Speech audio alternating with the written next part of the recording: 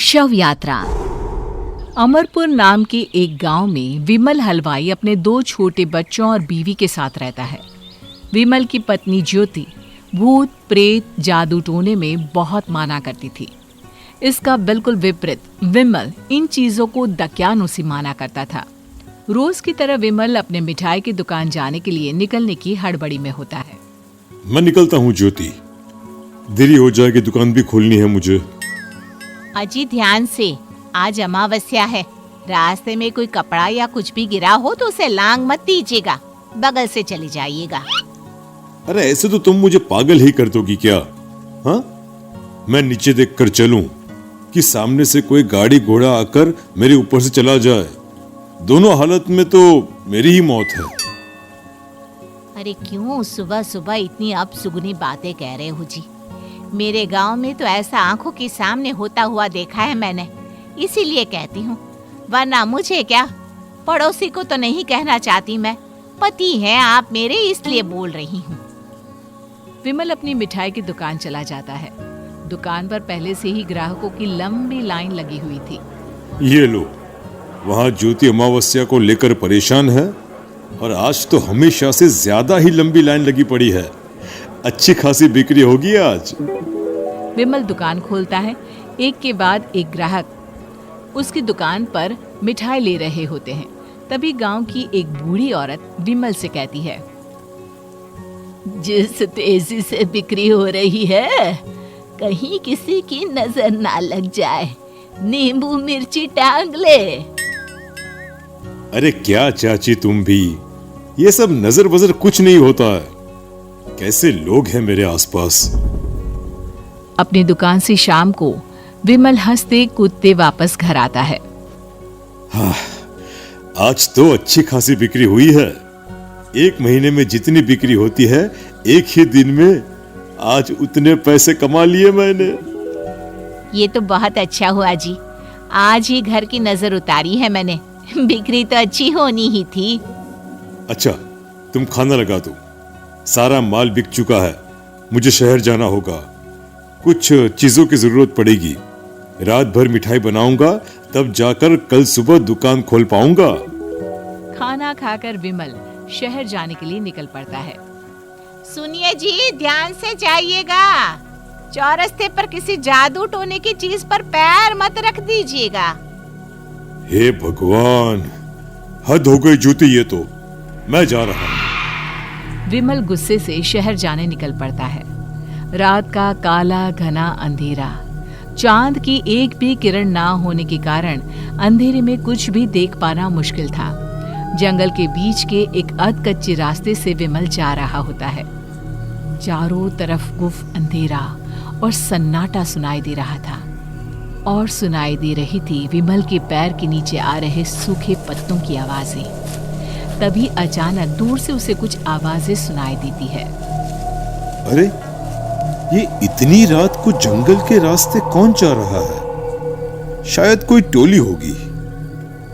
राम नाम सत्य है, राम नाम सत्य है, राम नाम सत्य है, राम नाम सत्य है। धीरे धीरे आवाज कुछ कुछ सुनाई पड़ती है। आवाज धीरे धीरे और नजदीक आती सी लगती है। विमल देखता है कि उसके सामने से सजी धजी सफेद कपड़े में लिपटी एक अर्थी निकल रही है, जिसके साथ 5 लोग ही थे। 4 आदमियों ने उसे कंधा दिया हुआ था। एक मटका लिए आगे आगे बढ़ रहा था। विमल के बिल्कुल सामने आकर अर्थी रुक जाती है। उसमें से एक आदमी विमल से कहता है, अरे भाई, जरा अर्थी को कंधा लगाना, मैं बहुत थक गया हूँ, बड़ी मेहरबानी होगी। हाँ भाई, कंधा तो मैं लगा दूं, पर रात को 12 बजे ये शव यात्रा, इस समय कौन अर्थी ले जाता है?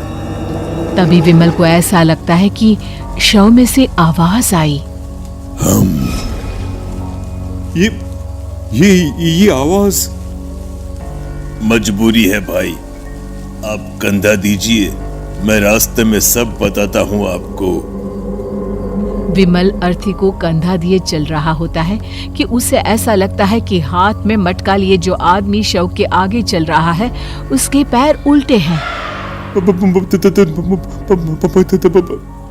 क्या हुआ भाई, हकला क्यों रहे हो? वो आपके साथी के पैर उल्टे। विमल अपनी बात पूरी भी नहीं कर पाता कि वो देखता है कि उस आदमी के पैर तो सीधे ही हैं। अरे नहीं, कुछ नहीं, मुझे शायद वहम हुआ होगा। धीरे धीरे सब आगे बढ़ रहे होते हैं। तब विमल को अचानक लगता है मटके में से एक हाथ बाहर आ रहा है। विमल घबरा जाता है। इसके पहले वो कुछ बोल पाता, कल्लू कहता है, मेरा नाम कल्लू है। हम 6 दोस्त थे, जिसमें से एक को तो तुम सोया हुआ देख रहे हो। इतनी पक्की दोस्ती थी कि जैसे हम सब सगे भाई हैं। पर किस्मत का कोई क्या कर सकता है।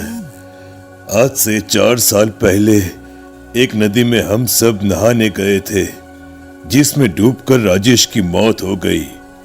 किसी मजबूरी के कारण हमें उसकी अर्थी को रात को ही शमशान घाट ले जाना पड़ा। हम 5 उसे ले जा रहे थे। 4 साल पहले आप 5 में मैं कुछ समझा नहीं।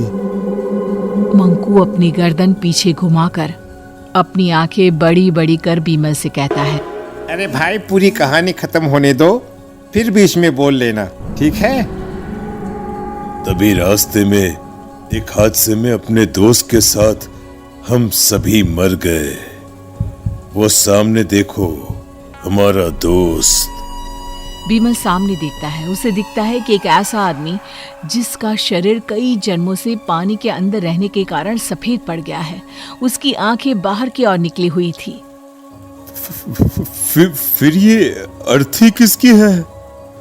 अर्थी के साथ के लोग अर्थी को नीचे रखते हुए एक साथ विमल की ओर देखते हुए कहते हैं, तुम खुद ही देख लो।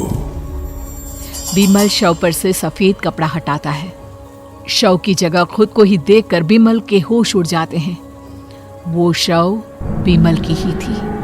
पलक झपकते ही विमल उस अर्थी की जगह पर होता है। 6 के 6 दोस्त उसी तरह अर्थी को उठाकर चलने लग जाते हैं। राम नाम सत्य है। राम नाम सत्य है। राम नाम सत्य है।